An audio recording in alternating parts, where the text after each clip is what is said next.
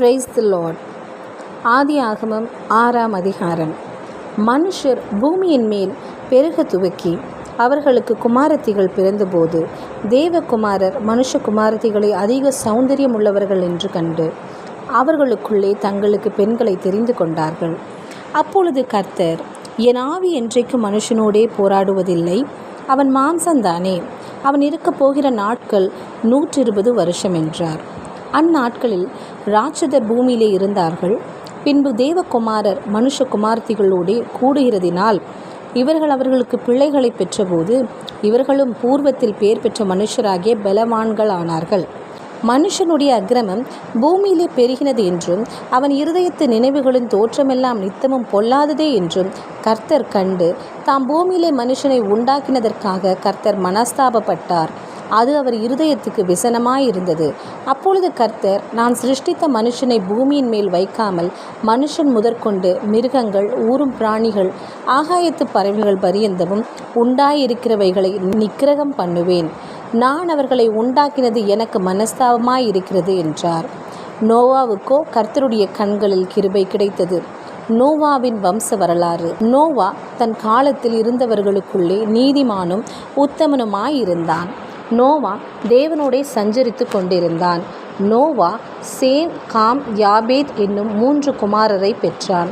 பூமியானது தேவனுக்கு முன்பாக சீர்கெட்டதாயிருந்தது. பூமி கொடுமையினால் நிறைந்திருந்தது. தேவன் பூமியை பார்த்தார். இதோ அது சீர்கெட்டதாயிருந்தது. மாம்சமான யாவரும் பூமியின் மேல் தங்கள் வழியை கெடுத்து கொண்டிருந்தார்கள். அப்பொழுது தேவன் நோவாவை நோக்கி, மாம்சமான யாவரின் முடிவும் எனக்கு முன்பாக வந்தது. அவர்களாலே பூமி கொடுமையினால் நிறைந்தது. நான் அவர்களை பூமியோடும் கூட அழித்து போடுவேன். நீ கொப்பேர் மரத்தால் உனக்கு ஒரு பேழையை உண்டாக்கு. அந்த பேழையிலே அறைகளை உண்டு பண்ணி அதை உள்ளும் புறமுமாக கீழ்பூசு.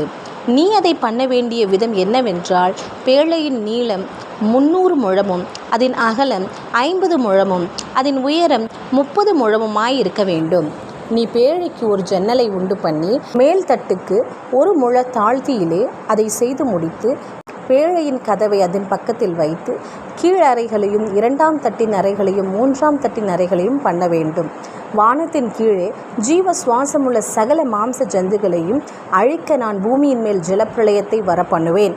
பூமியில் உள்ள யாவும் மாண்டு போம். ஆனாலும் உன்னுடனே என் உடன்படிக்கையை ஏற்படுத்துவேன்.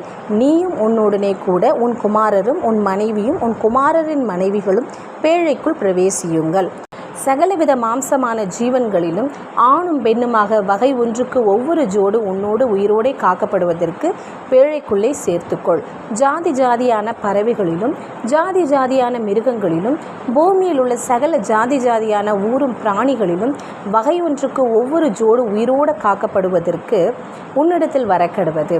உனக்கும் அவைகளுக்கும் ஆகாரமாக சகலவித போஜன பதார்த்தங்களையும் சேர்த்து உன்னிடத்தில் வைத்துக்கொள் என்றார். நோவா அப்படியே செய்தான்.